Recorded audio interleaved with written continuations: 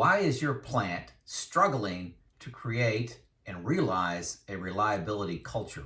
A culture where people address problems, address waste, have systems, and you see dramatic improvements in the reliability of the assets and your cost.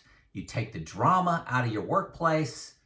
Why is this so elusive if the best practices are pretty well known? This is Joe Kuhn of Lean Driven Reliability with some tips for you to creating that reliability culture based on my 35 years experience in the industry. So, hey, let's get started. Hey, best practices are known. Planning and scheduling, having a CMMS, roles and responsibilities, problem solving, PMs, condition monitoring, unplanned work, planned work execution. All these practices has been defined for decades. Yes, there's been some new technology around PDM and some new problem solving and some new equipment that has built-in reliability, but not a whole lot has changed in the last 20 years. We track KPIs, percent planned work, percent PMs, and hey, have them on your smartphone, so everybody sees them. They turn red, yellow, or green, and then everybody yells at each other, why the red?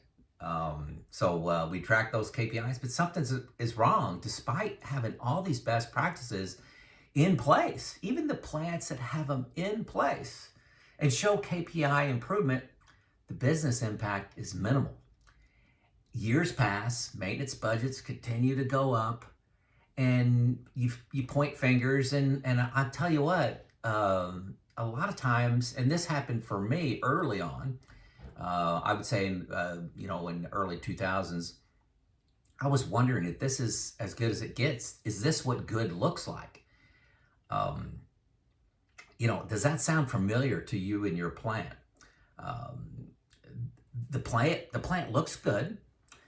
You have good, efficient systems. People come in, they audit you, give you a score and say, yeah, you're doing all the best practices. You're doing everything right. I guess this is just your industry.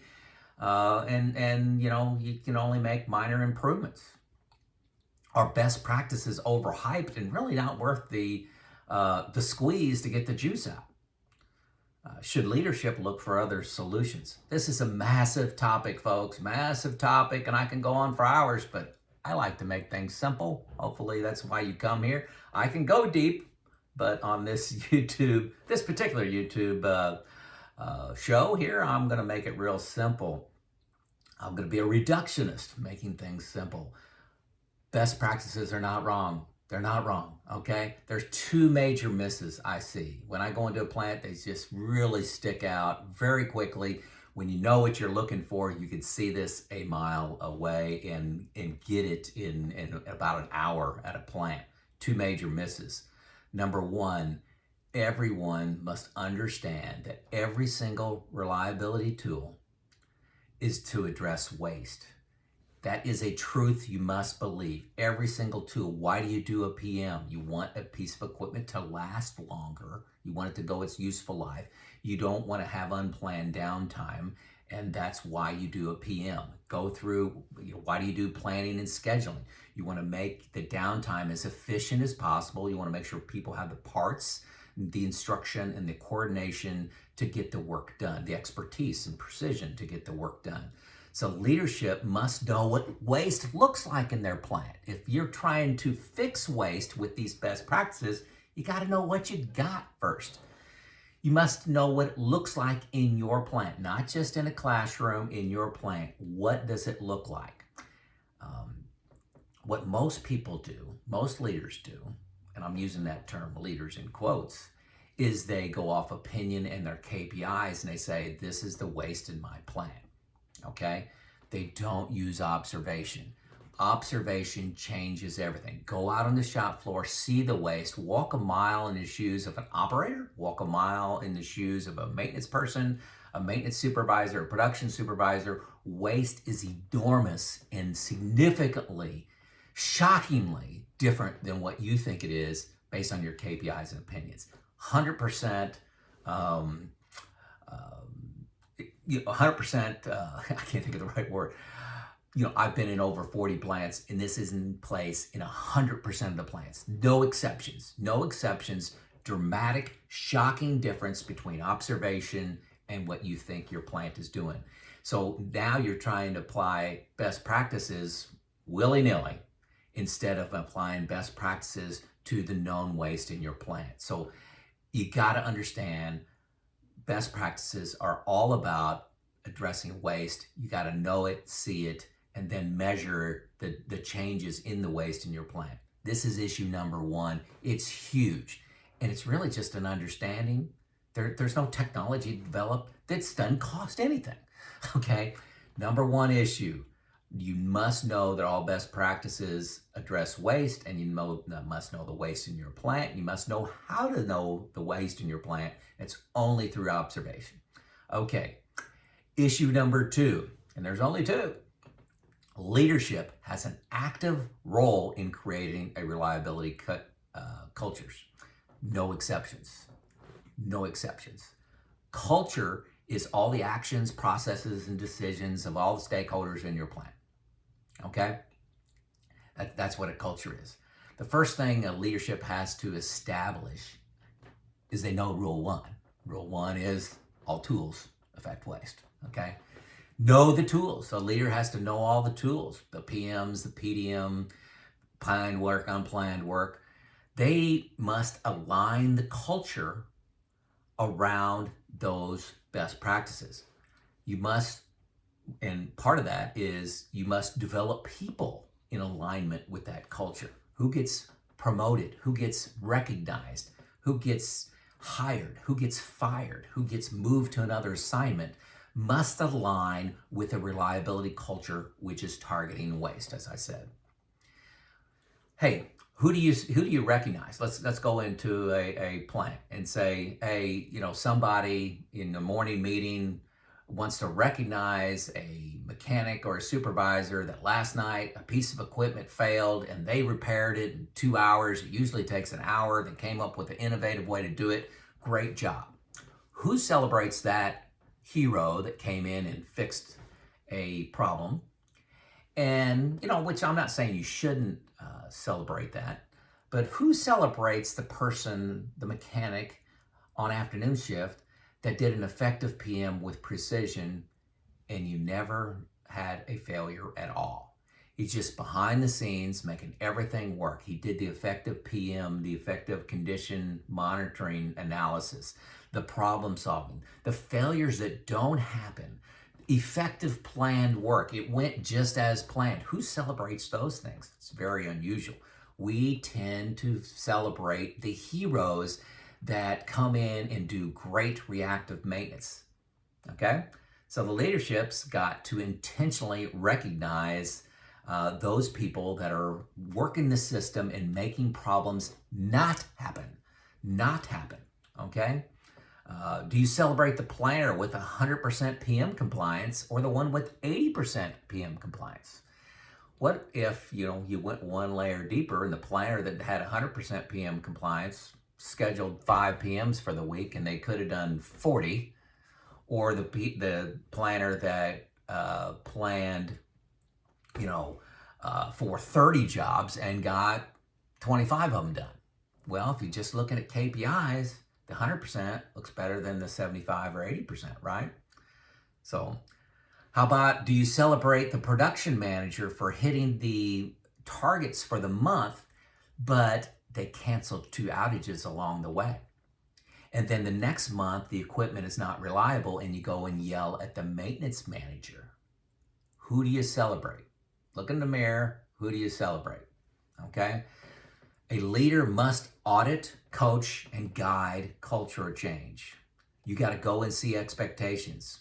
An email is not sponsorship.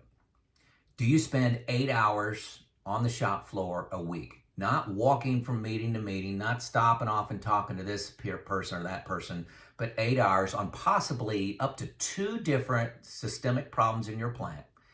You're spending 4 hours on one, 4 hours on the other, where you're focused on the reliability on the exit end of the cold mill, or you're focusing on wrench time in your maintenance shop and you're following a crew around for 4 hours. Not just wandering around and talking to everybody, management by walking around and looking at 50 things. No, you focus on two. Do you do that? It's called chalk circle observation. You got to take risk, in creating a reliability culture. You got to do things like, hey, I'm going to create a kidder out of existing headcount. Even though our backlog is growing, we're going to create a kidder to increase our wrench time from existing headcount. Boy, that can't do that. We can only add a kidder if we hire somebody. Separating planned and unplanned work crews is a risky thing to do. Gosh, as soon as we get caught up on our unplanned work, we can maybe focus some people on planned work. You all know that never works. The only way to reduce your unplanned work is to do more planned work. Okay, so the leader must sustain this change. You can't pause a reliability effort. You can't stop a reliability effort. Imagine pausing your safety effort. Imagine pausing your integrity efforts, or your diversity efforts. You don't pause those things, but yet we pause reliability all the time. And that is a report card on the leadership. Recognize culture changes one experience at a time. Don't think culture change is hard. Just make the next right decision. And tomorrow, make the next right decision that's focused on waste, focused on alignment to the culture, and all of a sudden, culture changes when you line up 20, 30, 40 of those over time. Now, those are just my two things that are wrong, okay? One is we have a tools focused for creating a reliability culture instead of a waste focus. It's all about waste, knowing it's waste. And then leadership, it's an active role, not a passive role. Okay, now consultants. Hey, consultants have led you astray, okay? It's been a focus on tools and a focus on processes. Why have consultants focused there? Because it's what leadership is willing to pay for. Hey, I want to start a reliability journey. I want to pay this consultant to come into my organization $50,000, $100,000, $200,000, whatever size your plant is. Hey, I don't want my leadership team to do anything different.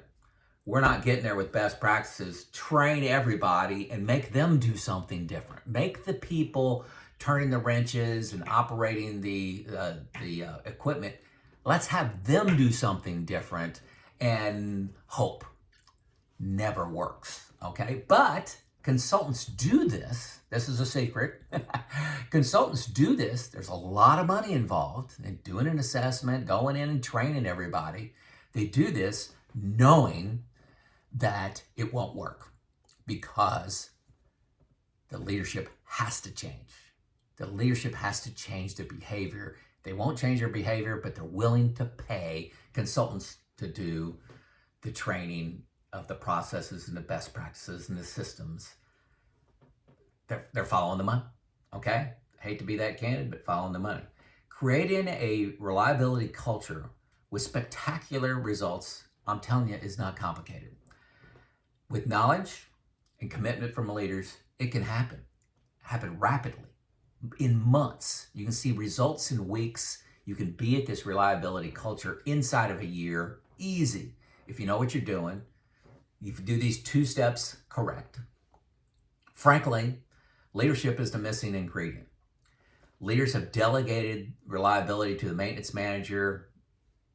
They send emails. They'll occasionally say something in a meeting, occasionally may say something on video or in a publication by the company, but that's not sponsorship.